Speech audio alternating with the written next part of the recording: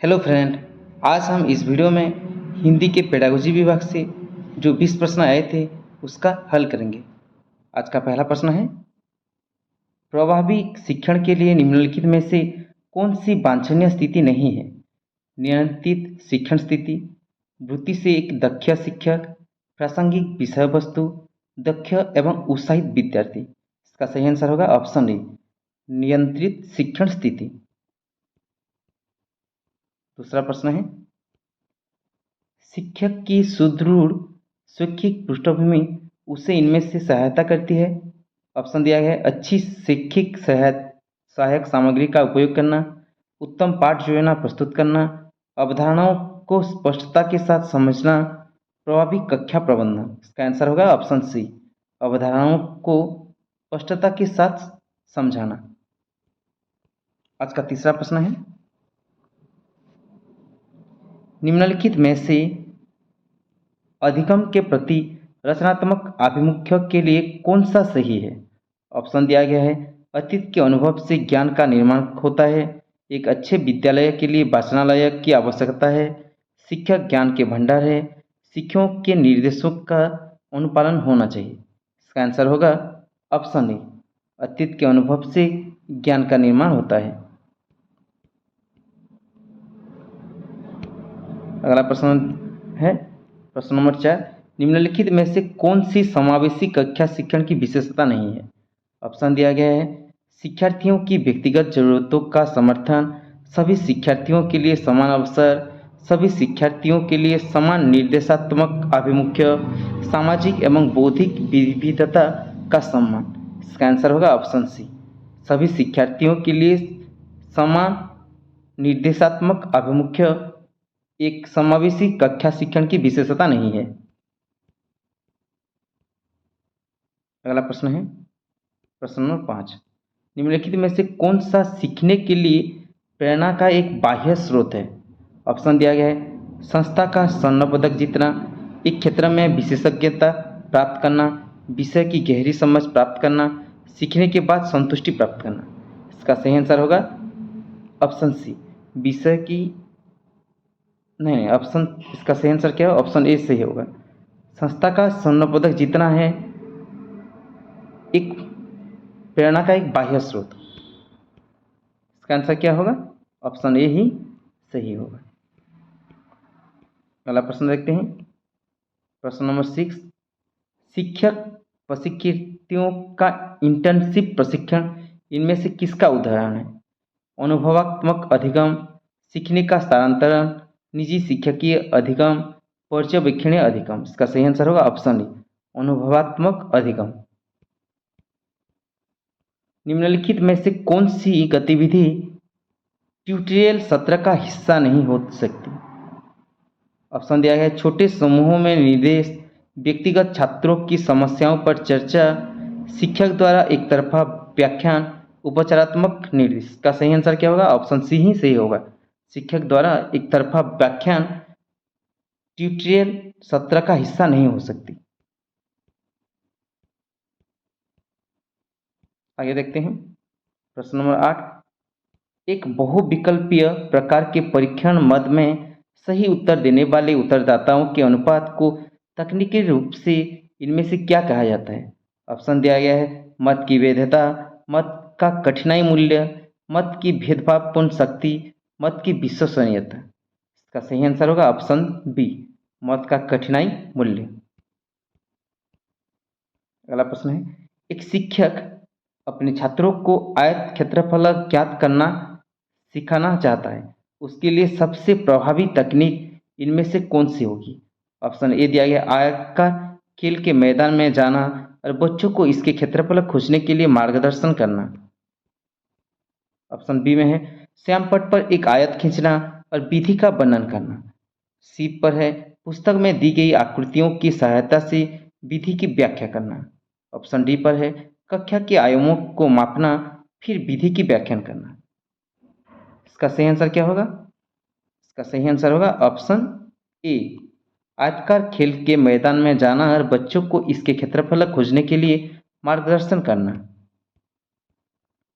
प्रश्न नंबर 10, परीक्षण निर्माण की प्रक्रिया में निम्नलिखित में से कौन सा पहला चरण है? ऑप्शन दिया गया परीक्षण मदों का निर्माण, परीक्षण रूपरेखा तैयार करना, परीक्षण की विश्वसनीयता का अनुमान लगाना, परीक्षण के उद्देश्य तय करना। इसका सही आंसर क्या होगा? ऑप्शन डी ही सही होगा, परीक्षण के उद्देश्य तय करना। अगला प्रश्न है, कार्ल रोजर्स का मानवतावादी शिक्षण सिद्धांत इनमें से किसको महत्व देता है? सामाजिक संबंध, अधिगम में शिक्षक की भूमिका, शिक्षार्थियों की आत्म अवधारणा, विद्यालय में पर्यावरण। इसका सही आंसर होगा ऑप्शन सी, शिक्षार्थियों की आत्म अवधारणा। कार्ल रोजर्स का मानवतावादी शिक्षण सिद्धांत को महत्व देता है। अगला प्रश्न है प्रश्न नंबर 12, निम्नलिखित में से कौन सा शिक्षा के रचनात्मक दर्शन के लिए प्रासंगिक नहीं? ऑप्शन दिया गया है आधार के रूप में अनुभव, सहायक रूप में शिक्षक, प्रशिक्षक के रूप में पाठ्यपुस्तक, सहयोगी के रूप में सहकर्मी समूह। इसका आंसर होगा ऑप्शन सी, प्रशिक्षक के रूप में पाठ्यपुस्तक रचनात्मक दर्शन के लिए प्रासंगिक नहीं है। परिपक्वता की प्रक्रिया के लिए निम्नलिखित में से कौन सा सही है? यह प्रकृति में मात्रात्मक है, यह किस्तों में होता है, यह एक जैविक प्रक्रिया है, यह अधिगम को प्रभावित नहीं करता। इसका सही आंसर होगा ऑप्शन सी, यह एक जैविक प्रक्रिया है। प्रश्न नंबर 14, परीक्षण के लिए उपयुक्त वस्तुओं की पहचान करने और चयन करने की सांख्यिकीय प्रक्रिया को किस रूप में जाना जाता है? परीक्षण चयन, मदों का विश्लेषण, रियासत नमूनाकरण, विषय विश्लेषण। इसका सही आंसर होगा ऑप्शन बी, मदों का विश्लेषण। प्रश्न नंबर 15, निम्नलिखित में से कौन सा मानकीकृत परीक्षण की विशेषता नहीं है? शिक्षक द्वारा तय किए गए सीमित सामग्री क्षेत्र को कवर करें, परीक्षण निर्माण कौशल में विशेषज्ञों द्वारा विकसित उच्च स्तर की विश्वसनीयता और वैधता की आवश्यकता होती है। ऑप्शन डी में है उनके उपयोग की प्रक्रिया सभी उपयोगकर्ताओं द्वारा पालन की जाती है। इसका सही आंसर होगा ऑप्शन ए, शिक्षक द्वारा तय किए गए सीमित सामग्री क्षेत्र को कवर करे, यह मानकीकृत परीक्षण की विशेषता नहीं है। प्रश्न नंबर 16, कक्षा में शिक्षण अधिगम सामग्री का उपयोग करके निम्नलिखित में से क्या विकसित नहीं किया जाता? छात्र की बुनियादी सीखने की क्षमता, सीखने के लिए छात्रों की प्रेरणा, पाठ में छात्रों की रुचि, विषय के बारे में छात्रों की समझ। इसका सही आंसर होगा ऑप्शन ए, छात्रों की बुनियादी सीखने की क्षमता को विकसित नहीं हो जाता। अगला प्रश्न है प्रश्न नंबर 17, निम्नलिखित में से कौन सी एक कक्षा शिक्षक द्वारा उपयोग की जाने वाली दृश्य सामग्री है, यानी विजुअल एड्स है? कौन सा है? रेडियो, दूरदर्शन, प्रोजेक्टर, दूरभाष। का सही आंसर है ऑप्शन सी, प्रोजेक्टर है एक दृश्य शिक्षण सामग्री।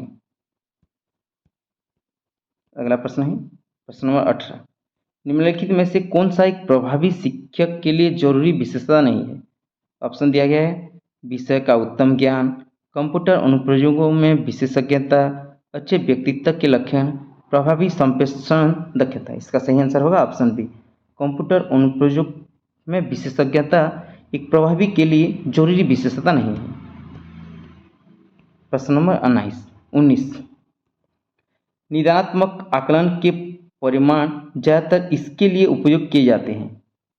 ऑप्शन दिया गया है बेहतर पाठ योजना विकसित करना, प्रभावी टीएलएम का चयन करना, यानी शिक्षण अधिगम सामग्री।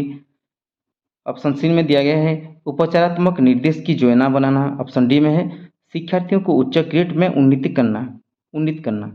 तो इसका सही आंसर क्या होगा? इसका सही आंसर होगा ऑप्शन सी, उपचारात्मक निर्देश की योजना बनाना निदानात्मक आकलन के लिए परिमाण ज़्यादातर उपयोग किए जाते हैं।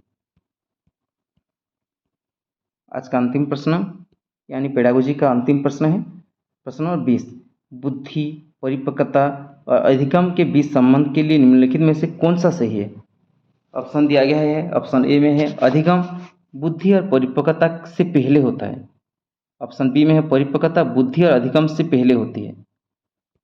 ऑप्शन सी में है बुद्धि परिपक्वता और अधिगम के बाद होता है। ऑप्शन डी में है अधिगम बुद्धि और परिपक्वता के बाद होता है। तो इसका सही आंसर क्या होगा? इसका सही आंसर होगा ऑप्शन बी, परिपक्वता बुद्धि और अधिगम से पहले होता है। आज का वीडियो यहीं पर समाप्त होता है।